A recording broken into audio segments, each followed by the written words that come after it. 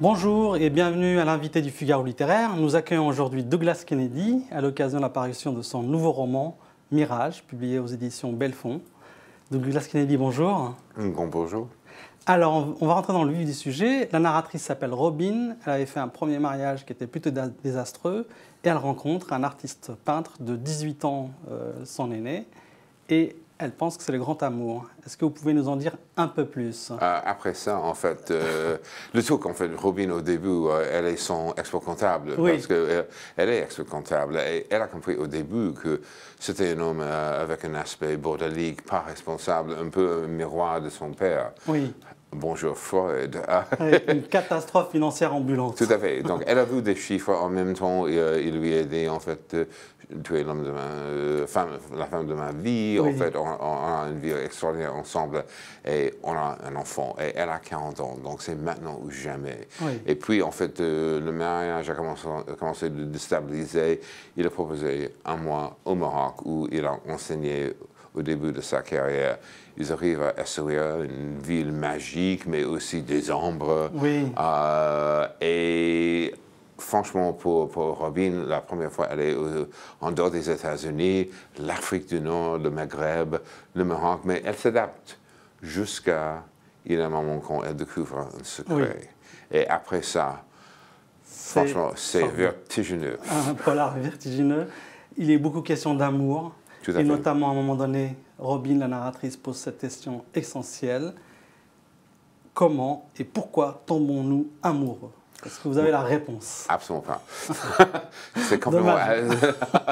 Je n'ai pas de recette. Si j'ai des recettes, je ne suis pas un homme divorcé. La vérité aussi, derrière le roman, il y a une autre question primordiale. Oui. Est-ce que c'est possible de connaître quelqu'un d'autre, oui. surtout quelqu'un à côté de vous au lit?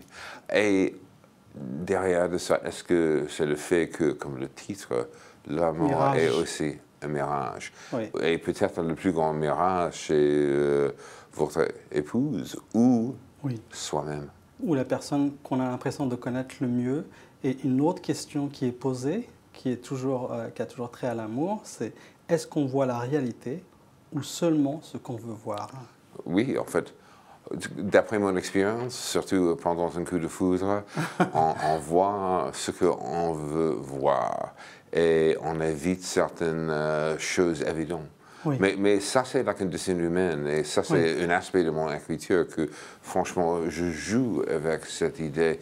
Donc, voici un roman qui devient très Hitchcockien en termes des pages, de vrai suspense, mais derrière tout ça, c'est une situation, franchement, pour beaucoup d'entre nous, même si le récit est très romanesque, et c'est le Maroc et le Sahara, c'est une grande aventure, en même temps, derrière tout ça, la question du couple, et ça c'est très quotidien et essentiel.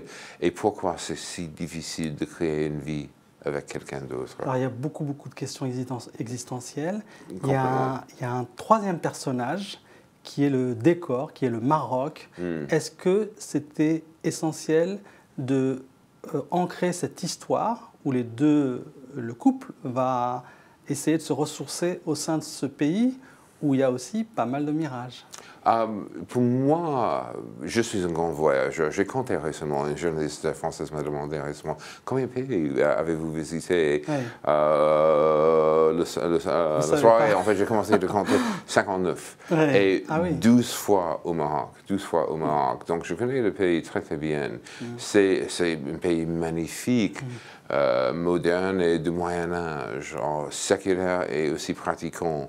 Avec des paysages extraordinaires, des contrastes immenses et beaucoup de contradictions. Et le Sahara, et une moitié du roman se déroule au Sahara. Donc pour moi, l'idée créée en fait un récit où on est au milieu d'un mariage déstabilisé et puis en fait un homme disparaître, mais c'est le Maroc aussi, une femme au milieu de ça. Je pense que je crée un portrait très actuel, mais aussi en dehors des grandes époques, et des questions islamiques, des choses comme ça. J'ai décidé, ça ce n'est pas le sujet d'ici. Mais aussi, c'est un portrait, je pense, très chaleureux, parce que j'adore le pays. Et maintenant, enfin, j'ai beaucoup d'amis là-bas, et franchement, j'ai un grand respect pour le Maroc. Et franchement, ça reste un pays stable au milieu d'une période très instable. D'accord.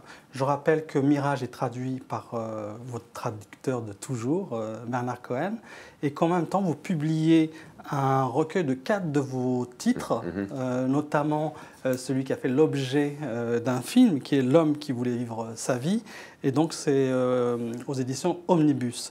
Et pour terminer, la question rituelle qu'on pose à chaque invité du Figaro littéraire, quel est votre personnage ou héros préféré dans la littérature?